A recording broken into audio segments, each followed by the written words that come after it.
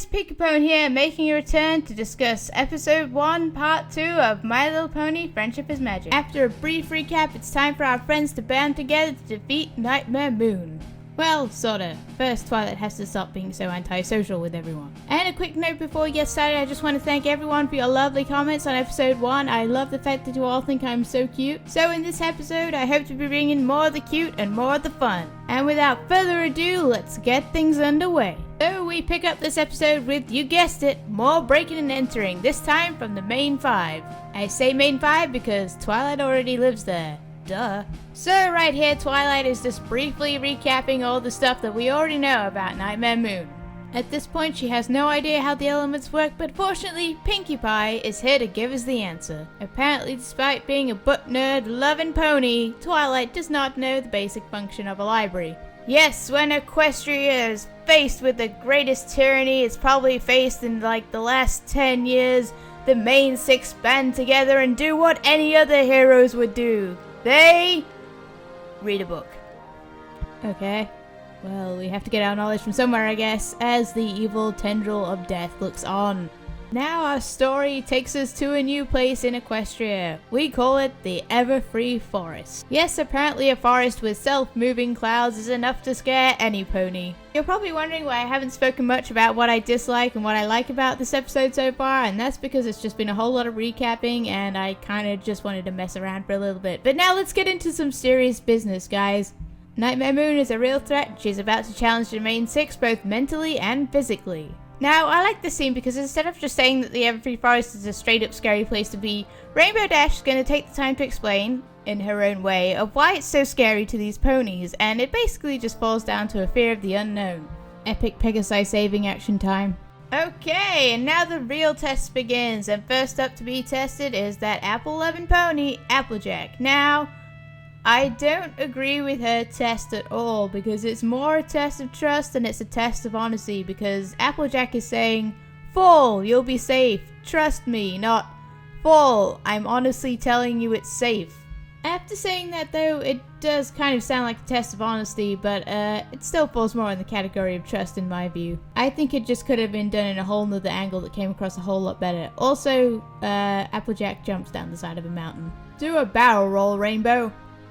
Sorry, just had to get it in there. So now it's time for Fluttershy to step up to the plate and face her trial. Wait, rewind.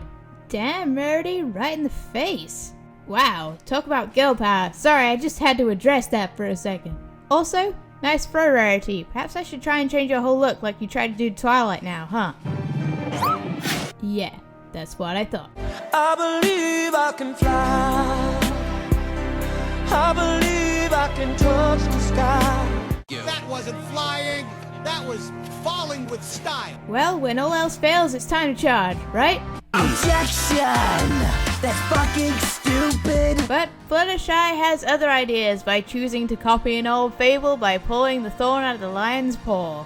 Show kindness, and kindness is what you shall receive in return is the lesson of the day, kids. Well, it's time for the third trial, and up next to be tested is that fun-loving pony Pinkie Pie with her laughter as the best medicine outlook on life. Yes, while every sane pony screams in fear for their lives, Pinkie is there to giggle at the ghosties. And of course, we are introduced to the first pony song in the My Little Pony series. Pinkie, you gotta stand up tall. Learn to face your fears. You'll see that they can hurt you. Just have to make them disappear.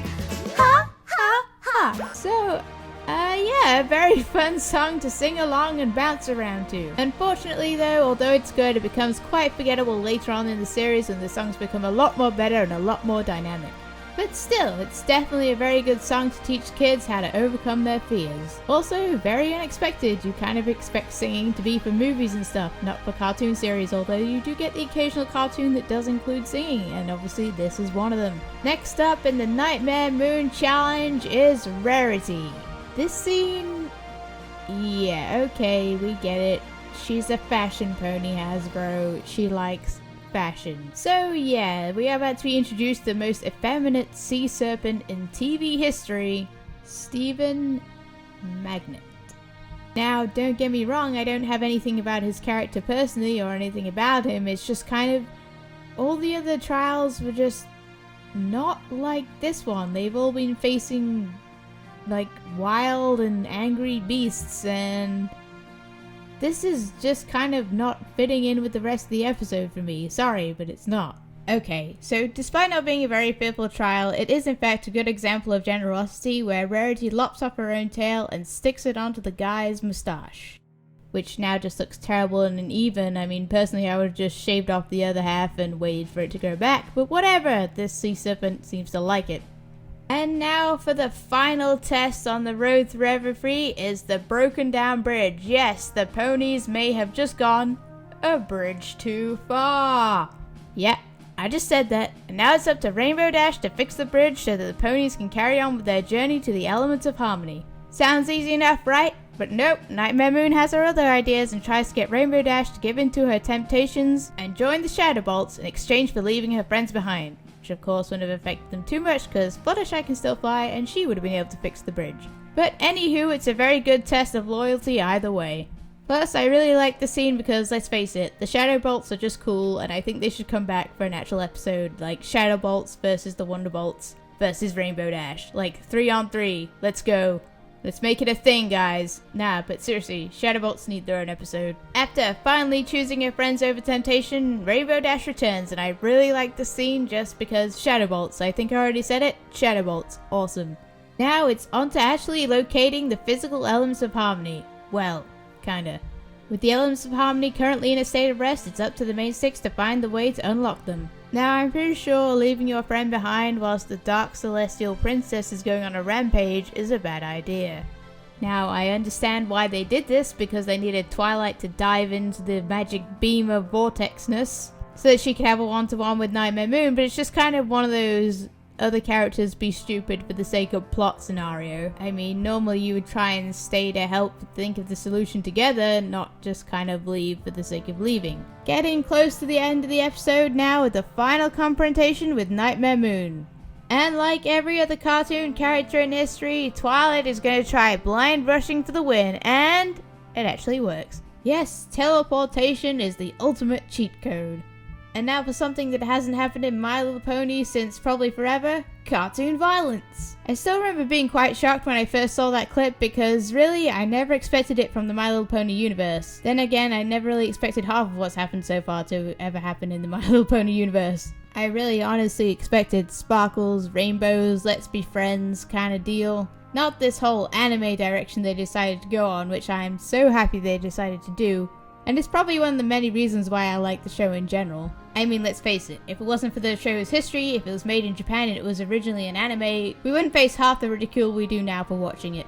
And now for probably one of my most favorite parts of the entire episode, the part where Twilight finally realizes what true friendship is, and that she doesn't have to face Nightmare Moon alone. Yes, I can safely say upon rewatching it now, this is the scene that got me hooked to the show. I mean, a group of random ponies that never met before are now sealed together with a bond that will never break. The elements of harmony all unite together as one to form a giant rainbow of destruction. It's hard not to be sucked in by something like that. Also, Rarity is part-time lord with regenerative qualities. Yeah, I know, elements of harmony, but I just wanted to make a Doctor Who reference. And now Celestia returns from wherever she's been hiding. It doesn't really tell you where she's been or what she's been doing, if she was even captured at all. She was probably just having tea by a Discord statue this whole time. Celestia, officially trolling Twilight since episode 2. So yes, sisters reunite, threat of eternal darkness over, it's obviously party time. And despite being a celestial princess, Princess Celestia must have very few friends and a lot of free time because she insists that Twilight writes a letter to her every week about the lessons of friendship. Assuming she actually reads them, of course. And that concludes another episode of Pony Talk. Thanks for watching, guys, and thanks for supporting this channel throughout the years. It's all greatly appreciated, and I hope you enjoyed the episode, and I hope you'll stick around for more in the future. See you guys!